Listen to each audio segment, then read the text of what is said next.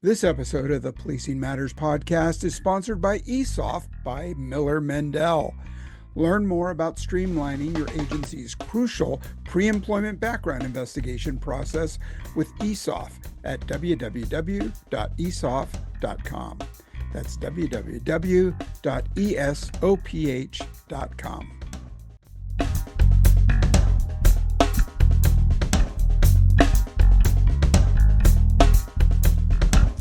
Hey, welcome back to Policing Matters on policeone.com. I'm your host, Jim Dudley, and we have a great show for you today. We're talking about leadership, and every year we do the Police One What Cops Want in 2024. And of course, this year, all roads lead back to leadership. And I have a great guest for you today. Chief Troy Weisler from the New Mexico State Police is here to talk about assuming command, some of the challenges and some of the successes that he's had. And Chief, welcome to the show. Thanks for having me, Jim. Hey, what were your priorities? You've had some really good success, but I want to understand what you looked at before you came up with ideas of what you wanted to improve or what some of your early goals were. Yeah, no, I'm absolutely. I mean, I did have the benefit that I was a deputy chief of the department beforehand, and I've spent my entire career with the agency. So I was pretty well versed in what exactly I was getting myself into in this new role. And so that kind of let me hit the ground running, I think, when I took over this position. So one of the first things that I really tried to do was just get out. We have 12 districts around the state, visit all the districts, have district meetings, sit down with all the troops, kind of give them a lay of the land, the direction that I envisioned us taking, which wasn't drastically different than the last administration, but little tweaks here and there, and kind of set those expectations and move forward from there. Yeah. So the top of the show, we're talking about leadership and being inspirational to the troops. And under your first year under your command, we saw arrests shoot up 12%. And, for a department of over 600 officers, that's really got to be a change as opposed to what we've been seeing over the last 5 years of, all the criticism from the media and some of the public, and cops just, kind of being okay with sitting still. How'd you get them fired up to get the arrest back in the patrol cars? Yeah, no, I mean, that was a major emphasis of this entire, the initial rollout. And I mean, really the main focus was, just the idea of getting back to work. I think we saw it a lot of agencies, ours included, coming out of the 2020 to 2022, the COVID, George Floyd era.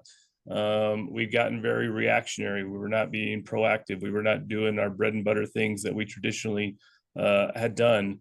And so it was really just trying to motivate them for that. Our communities obviously needed us. I mean, we've always had crime, but especially during that time frame, crime had been up and was even a bigger issue. And so, I wanted to, besides that, just remind people that why they got into this job. Policing is fun. It's fun to do the job. It's not fun to sit around. It's fun to get out, go out there, see what you can get into. And we have had a lot of support from the legislature here in New Mexico. We'd had a lot of financial support. And so, it was really just challenging people to go out and earn that paycheck, and take care of their communities. And as part of that too, though, from a leadership perspective, I think that it was important to let people know that you had their backs, that they could go out, they could go work as long as they were trying to do the right thing, that leadership was going to be supportive of them. Because there was a little bit of that timidity after that era, after that couple of years about, getting in trouble if they, accidentally make the wrong decision. So I think that's a lot of just building up trust with the troops in that regard. If you get them motivated, you get them out working, the numbers just kind of take care of themselves. Yeah. So you assume command, and I imagine you have a headquarters. You're centrally located throughout the state. You've got hundreds of miles of jurisdiction. But you can't do it all. You can't jump in everybody's radio car and drive around with them. What do you tell your immediate command staff? What's the message to them? I think just in general, like we regularly meet as a command staff, but I really encourage them to get out of headquarters. We made some changes the last couple of years. Not all the command staff is permanently at headquarters because we are such a rural state. We're the fifth biggest state land-wise, and we have one of the smallest populations. So, it's not unusual to drive a couple of hours just to get to the next population center. But I'm very much I always have things going. I do not, and that's my expectation for, all of my staff. I had worked with them before, but we kind of just did a whole reset whenever I started out, that this is the expectation going forward. You're going to need to be on board with it because my opinion has always been your work does not go down every rank you go up. Like the workload gets higher every rank that you go up. And so if you're not good with that, if you're not willing to make that commitment, then this is probably not going to be the place for you. But luckily I have a great staff and they've all taken the bull by the horns. And I think that we are starting to see the results of that. Yeah, for sure.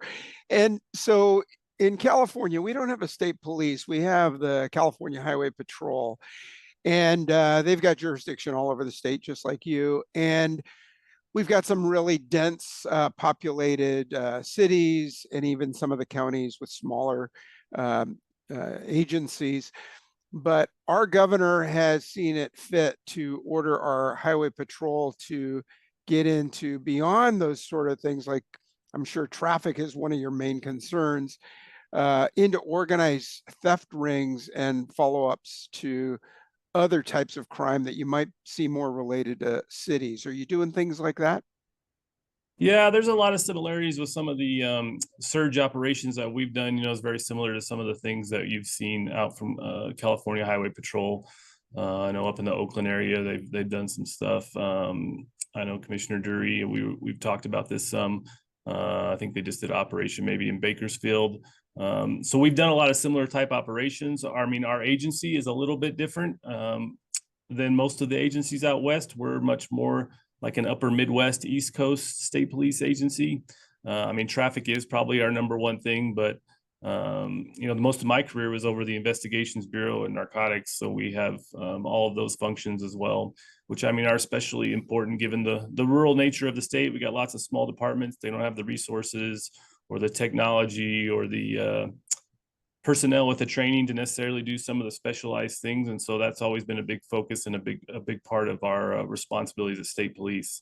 Something that I've always really been focused on is I think it's very important that all of our citizens in New Mexico, there should not be any second tier law enforcement response, right? If you're a victim of a crime, you should be able to get the same level of response if you live 10 miles down a dirt road as if you live in the middle of the Albuquerque metro area. You should be able to still get the best technology, best trained professionals, best everything. And so, we support all of our local agencies in that regard. And like I say, that's a large part of our general workload is those types of activities. But it also gives us some flexibility. Being a statewide agency, like I say, I spent a lot of my career running narcotics. It's now our crime suppression bureau. So we have not just narcotics, we have auto theft, we have fugitive apprehension.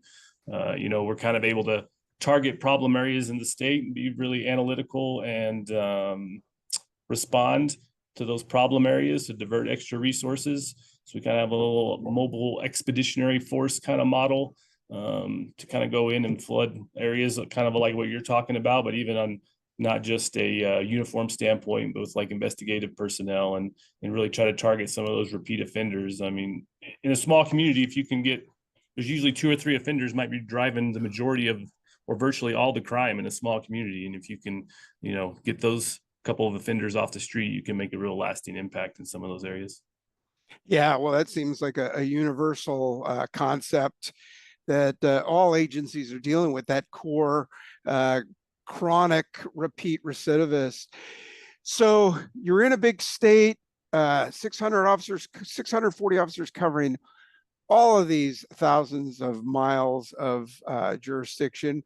What's recruiting like? Are you in the same bind as a lot of other agencies as far as getting people in the patrol cars?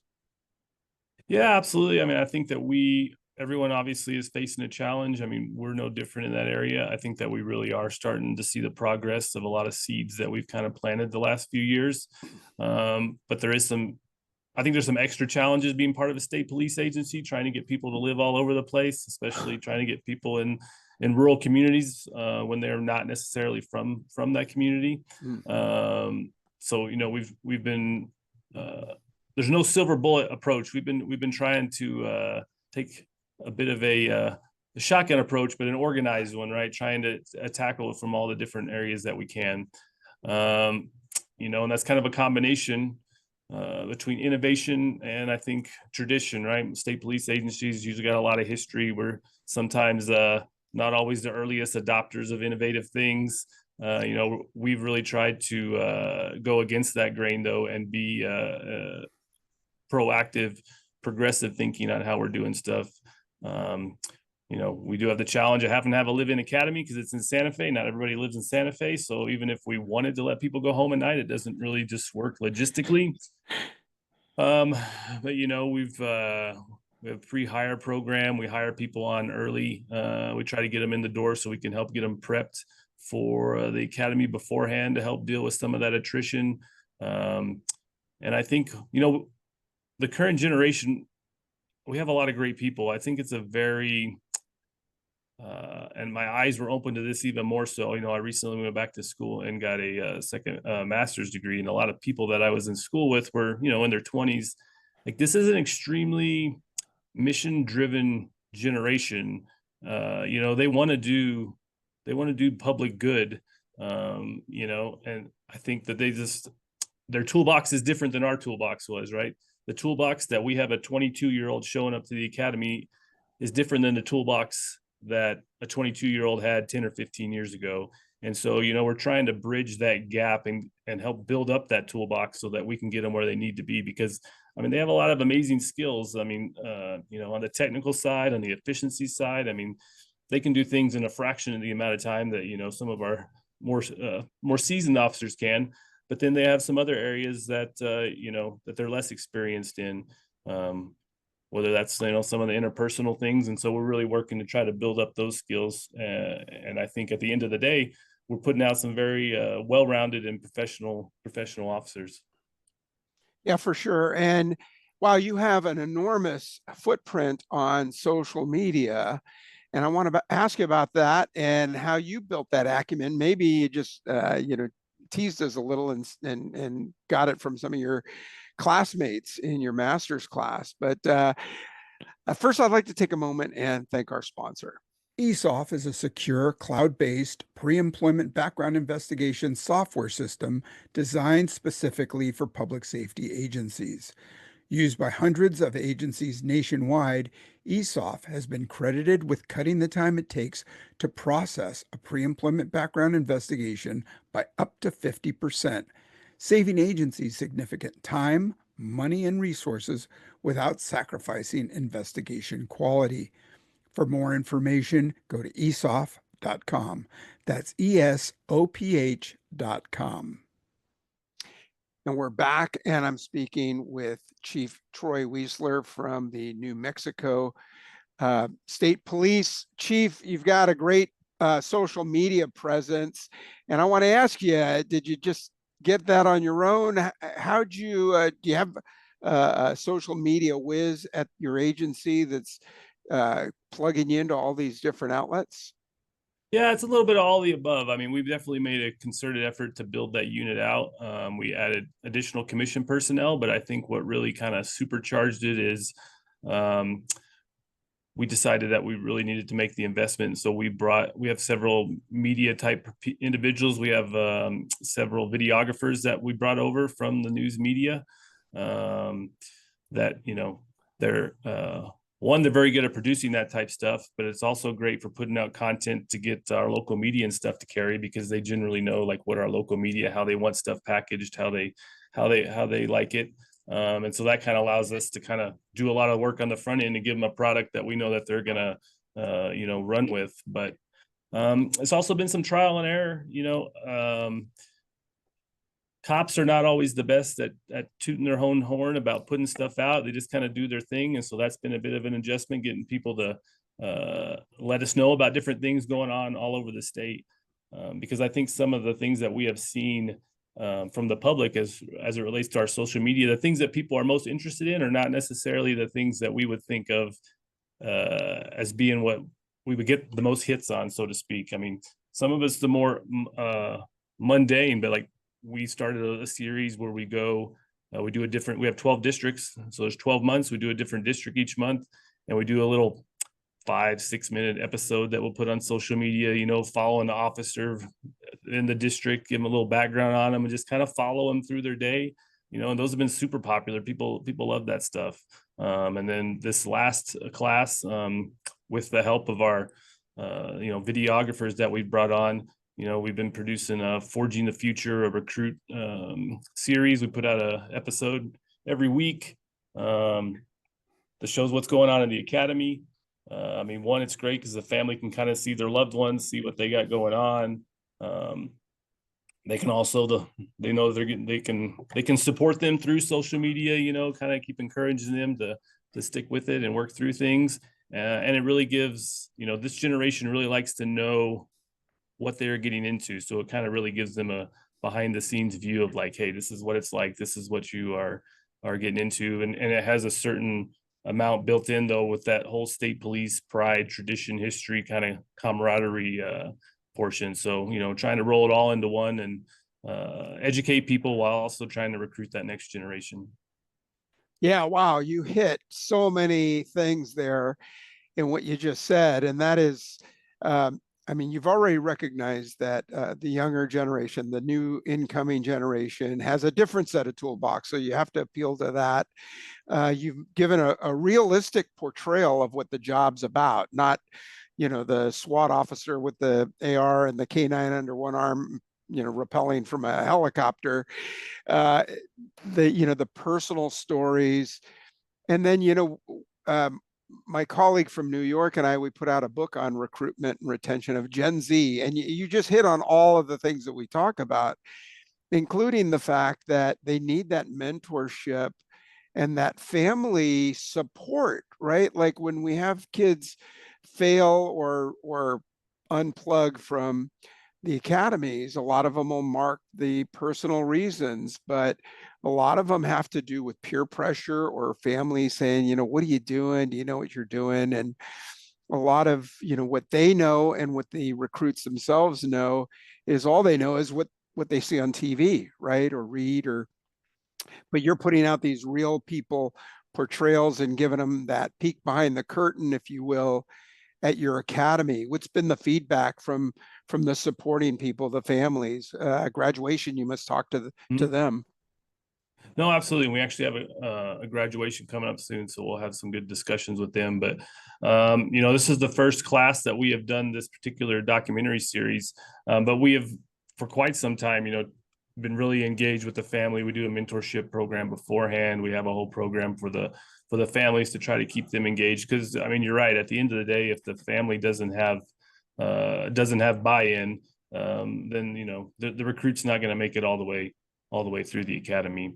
And another area I think that kind of we tie into all that that we've had a lot of success with is that, you know, we're really engaged with our retirees. Our retirees come and stay with the recruits during the academy. They'll stay throughout the academy. You know, they'll gives them a little historical perspective. It keeps the retirees engaged, but you know, at the end of the day, it's kind of a small world. I mean, every class that we graduate, a bunch of them are sons or daughters of former state police officers. You know, so by nurturing that, I mean, they're the ones that are most likely to send their sons and daughters to come work for us. And so it's really, I think it's important to keep them involved, and it kind of just helps with that whole family group, kind of just keeping the agency and all the different generations of the agency united, which I think is beneficial to everybody. Yeah, for sure. And what a great way to hang on to some of that historical knowledge of people leaving the job. I mean, I wish more states, more agencies would do it, where they tap their retirees for all that knowledge and experience. And you're double dipping because you're using them as mentors as well. That's a great idea. Yeah, no, and we started that, I don't know, 4 or 5 years ago, kind of a little bit of a trial run, and we weren't really sure how it would work, or but I mean, it's been fabulous. And sometimes, I mean, the recruits love it, but at the end of the day too, I often think that the retirees get more out of it than anybody else. Like, I mean, it's a super positive experience for them, but it just kind of like helps pass along that not just the information, but just some of the tradition and the pride, from one generation to the next, and kind of pay it forward, so to speak. Yeah, and I mean, it's great to think about teaching in theory, but to give some of that background to application, right? Like, you'll hear people say, "Oh, we've always done it this way." Well, why? Maybe there's a good reason why we do it that way. And so you've got these old experienced officers passing on their knowledge. I think that's awesome. But you're branching out so many other ways. You've put out a women's leadership summit recently as well. How'd you go about coming about with that? Yeah, no, I mean, that's something that, I mean, we are, take part with the 30 by 30. I mean, that's a really important initiative that we are focused on. Recruiting of females is a challenge, I think, at many agencies. It's even a little bit more so in state police, just somewhat because of the nature of the job, the remoteness. I mean, being put all anywhere in the state.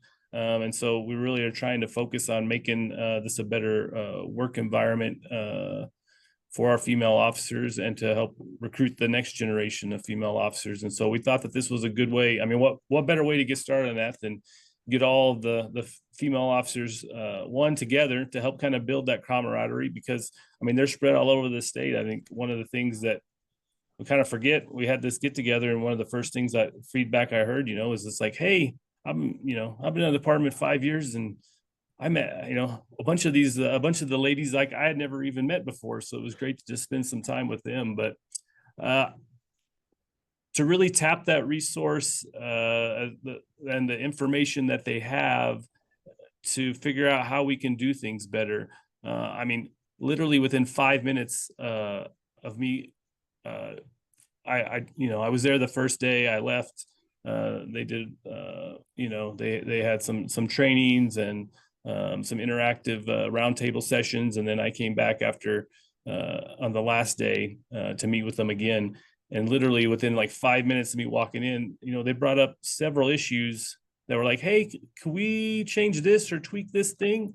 And it was, totally doable things, but like I just had never thought of, and I never thought of it because I, was looking at it from the perspective of a guy, and like, and so just getting the perspective, and them getting together, there's so much low hanging fruit. I think that it's kind of silly that we haven't like taken advantage of or even fixed, because we didn't even realize it was a problem, or maybe problem's not the right term, but we didn't realize it was something that needed to be changed or tweaked. And so, I mean, we got a lot of really great immediate feedback, and it's something that, we're going to now expand and do a women's summit here in 2025 for all the agencies in the state, not just state police.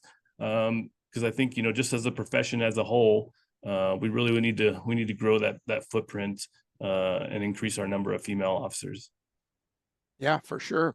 Well, I mean, you're leading in that category. Let's see, and you have a leadership summit coming up. That's a general leadership summit, I'd imagine. Yeah, so we have and we do those pretty regular. I think one of the most important things that I've found, at least from a statewide agency, is that we have, what's a little bit different, right, is that we have officers all over the place. So if we have a commander over a district, they could be several hours from headquarters. You have to make an extra concerted effort, I think, in a state agency to make sure that you have all your commanders on the same page with what the chief and the chief staff has in mind, commander's intent. And so we regularly roundtable and get together on that. One for development of our future leaders. I mean, we have a pretty extensive job shadowing program that we're trying to do with our commanders to make sure that they start to learn the next job, so that we have some succession planning there. really, you just have to keep that back and forth, keep everybody on the same page and everything moving forward, and a unified front when it comes to the whole statewide level organization.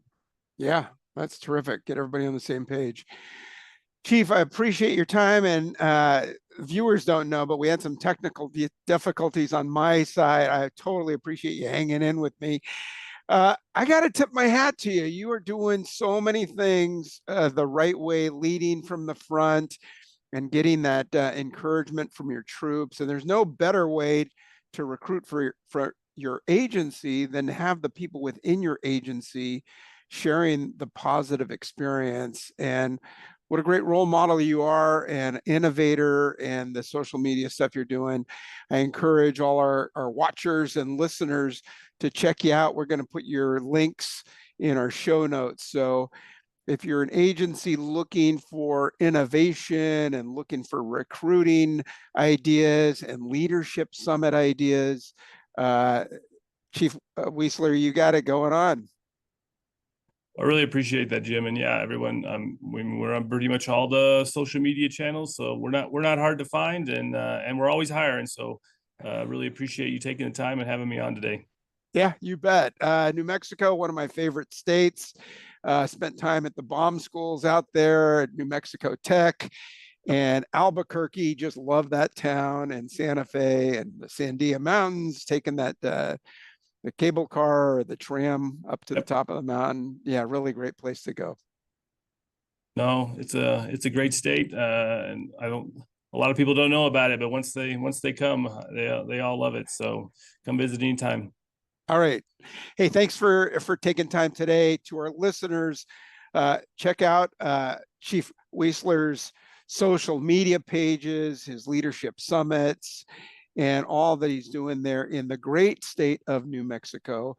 Thanks for watching. Thanks for hanging in with us. And we're getting close to the end of the year, so stay safe. Have a great holiday end of the year, and hope to talk to you again real soon.